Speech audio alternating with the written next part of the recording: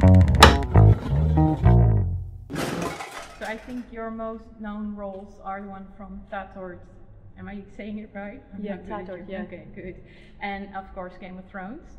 Has anything And I changed? think was not Head On here as well? I haven't heard it because I checked it out, but I hadn't heard I from think it. it was here and When We Leave as well, but yeah. Okay, sorry about No, that. no, it's okay. I'll check it again and let you know. No. But has anything changed for you since playing those roles, like recognition rise or getting more parts? I mean, like as I said, because Head On and When We Leave, we were all over the world at the film festivals, like at the Tribeca Film Festival and Marrakesh, and even in Africa. So it's to getting more parts. I think it didn't, how can I say it? It was, not really like a big change. Yeah. But of course, after Game of Thrones, I had more international auditions, castings, and even people recognize me, in the States. Yeah, yeah. Like, and sometimes like, oh, do I know you? Like, oh, you betrayed Tyrion. That's the first line they're saying. And I'm like, yeah, thank you for reminding me. And what was it like for you in a role like that? Because he's a very beloved character, obviously. So, as I said, at the end it was really hard, so I could feel the hate. Yeah, yeah. But no, most of the fans are really nice, and I have to say I really loved my character. Even it ended like that. I think it was one of the best ends to have something like that, to have a cut like that. Yeah. It's very iconic. No one will ever forget. So that's is it a good way or a bad way? I'm not sure. I think you want to be memorable, like especially on a show like that. That's true. They say everybody dies, and it's just like so much is happening all the time. So that's true. Yeah, you were still very iconic. I think there's also because you play a detective, right, on Tattooed? On Tattooed, yeah. Yeah. What do you think about strong female roles? Do you get more of them? Are time changing, or? Again, as I said, I have to repeat myself. I'm sorry, but I was really lucky with Head On and with When We Leave. They were really, really strong parts, female parts, and even in Game of Thrones, I loved, and I still love the female characters because they are vulnerable, but at the same time really strong, and it's really rare still. I mean, we're in 2016, almost 17, and there are still more parts, really interesting parts for male actors than for actresses. But it's coming, it's growing. Like as a woman, you get more and more interesting parts. But if you have to compare it, it's still not there where it has to be, should be. And speaking of Tattooed again, because that's a very long-running show. For 40 years. Yeah. But I haven't been in this show for 40 years. You haven't? Really? Make it sure. No, but what's it like for you to then all of a sudden play in such a long-running show? Like, is it easy to make friends or get into groove of things, or is the big? It's like for example, in Game of Thrones, I was for 4 years, and I'm still missing the crew, and it was like, of course, when we started to shoot every year, it was like coming home. And Tattooed, we're doing 2 episodes. I like my role in Tattooed, but at one point I have to think over it if I'm continue or not, because sometimes you feel, if it's too long, you feel like, how you say, it's stuck in a rut or something. Yeah. So it's somehow it's a good thing to grow with your character, to understand them, and to get one, because it's really hard. Of course, movie is something different, but it's really hard to be in one episode and then you're gone. So you have the chance to grow with your character. But after several years, few years, you think, okay, maybe now it's enough. And if there's is Tattooed here as well? I haven't seen, but we get German channels, so I imagine there's a lot of people watching it as well. We used to watch Pro7 at my house, so I don't know what channel it's on. It's one of the biggest public A-R-D-R-D. Yeah, well, we get that. So yeah. it's I don't know if it's on one of our channels, but people will probably have seen it that way.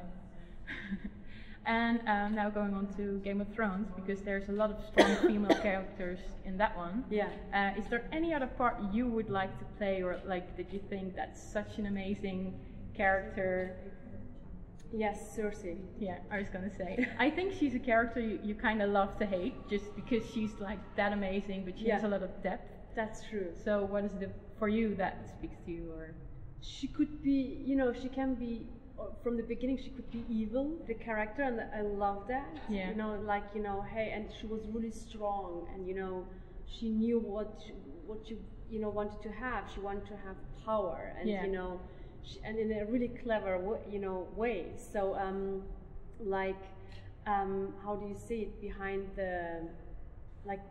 the scenes, her son or her husband was the king, and she was behind them, but she was the most powerful woman. I really love that.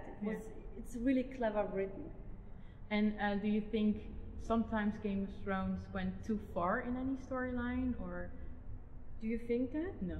See, it's what the show is about, like just breaking boundaries. I think you can't go far away. It's just I really like that they are really, how do you say, consequent, and not like, no, we can't do that. They are really like, okay, are we killing this guy, or are we killing this girl? And the first season, one of the main characters, and it's really, really, that's it. They like to shock people as well. Yeah.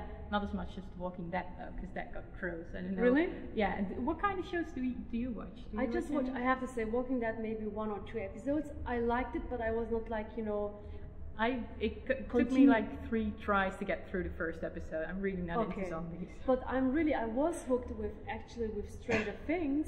Yeah. More even more hooked with Westworld.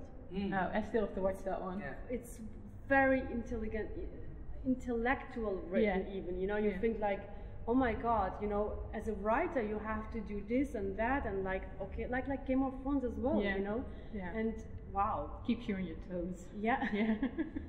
Do you think, because you have like a more just a general laid back kind of TV shows, and the more that you really get invested in, do you think there's a change in that?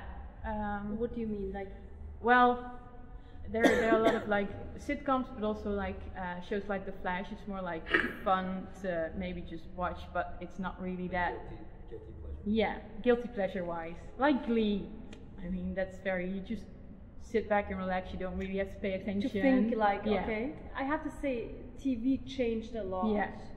So but in the past I was like watching King of Queens. I think this is that kind of show. But now you can't even be like that. You're like, okay, everyone is talking about this series, like Westworld. Okay, you have to watch it, and But I really like more this complicated storylines like Game of Thrones, and I think those create more strong fan base as well, because they can get really invested. Yeah, absolutely. And they read up to. Have you ever read the Game of Thrones books? This is probably a finish you. No, it's fine. No, I think I read the first one, but was the first one 1 and 2? I'm not sure anymore, because I wanted to. But after the the show, I started to read, because I want to understand George Martin. Yeah, George R. Martin's language, and I read it in English. So, and it was easier for me because I watched the show, of course. So I could I could understand it better and more. But it was like, I want to understand how he, wrote these books. I want to understand him, and but not all of the books. Okay. No, it's a lot though. And of course, he isn't finished yet. No, he isn't finished yet. No, I haven't. Don't ask him that. No, I know. I love the part, like at one of the Oscars, I think they like sang about it, him writing and wanting to finish but never doing, and he didn't look that happy with it. I mean, you have to understand. There is. People can be really mean. Don't say that. And to me, it's like, of course it's his job, but he doesn't. How do you say it? He doesn't owe no one. No, something. It's his story. Because it's his passion as well, and there shouldn't be a pressure on him. People are sometimes really mean and like, why he's not writing? Why he's not finishing? excuse me, you know, he wrote this book, it was a gift for the fans. Yeah. Without his books, there wouldn't exist any show. And Dan and David did really, really good job. I love both of them, and you know how they wrote the show. So, but you know, there shouldn't be a pressure on no one, like they should finish that or they should finish that. I should see it as a fan, as a gift. I got that, okay, maybe I will get this, you know, the last book or not. But not really like, why you're not writing, why you're not blah, blah, blah. Sometimes actors also feeling like, you know, I don't want to act right now I'm not saying that, but you know, maybe I would have 1 year, I want to have a pause, and I was going to say, no, I don't feel like, you know, I need time, and I don't want to hear all the time why you're not acting, you know, why you quit acting or whatever. It's really, you know, people should be more sensitive. No, I think it's a lot of pressure, especially since like the story already is continuing. Absolutely, and you know, it's a creative job. That means like you have to be creative, but you know, or you try to be creative, but no one should force you to be creative, because if someone, you know, it's always like that. If you want something at that moment, for example, if you would love to have a job somewhere, and this specific job, I'm sure, don't get me wrong, you know, you're not getting it because you're forcing yourself. You know, you want to have that. Doesn't work. No, that's true. So just let it flow, and you know, maybe sometimes they're blocked to write, and maybe not, sometimes not. So it's a creative, really sensitive job. Just a couple more questions. Would you ever play in a Dutch movie? Do you have an offer for me? Unfortunately, no. I'd love to write though. So I have to say, of course, you know, is there international project? Why not? Yeah, cool. Really, I like that, you know, Netherlands and the Scandinavian and they're really, I think they're really creative, and also the actors. I think so too. We've got a lot of good, and I think lately we've been like more expanding in our stories and being more international about that as well. That's true. So hopefully, who knows? And do you know any Dutch words? Because you're from Germany, right? Yeah. So a lot of it is alike. Not really. You're right. I should learn some lines before I came here. But you know, when I was at this, of course, in the airplane, and it's a mixture between a bit. Can I say that? Sure. Maybe people are gonna hate me for that, but you know, German and English and you know everything, and you understand some words or lines, but I like the sound very much. Well, I think because you can still understand, because it's a lot of like it's from the same Latin or Germanian or I know whatever. What you mean. So yeah. And my final question is about football. No, because you're German, Sibel, a soccer player. Well, it's always a sensitive subject here, isn't it? I know. Between Germans and do you watch a lot of football then?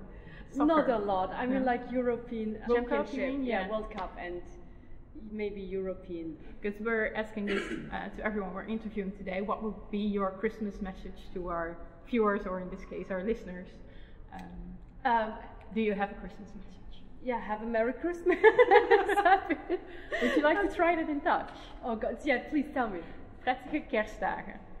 Say it again. Prettige kerstdagen. Prettige kerstdagen. Just to be safe in German, because I just laughed how I say it in German. Frohe Weihnachten. Great. Prettige kerstdagen. Very nice. It's funny. It's not it's at all not even similar near to German. Frohe Weihnachten. True. Well, that was all our questions. I don't know if you have anything popped up. No. Okay, then thank you so much for your time. Thank you. And I have enjoy the cold call. hands. I'm sorry. Thank you very much.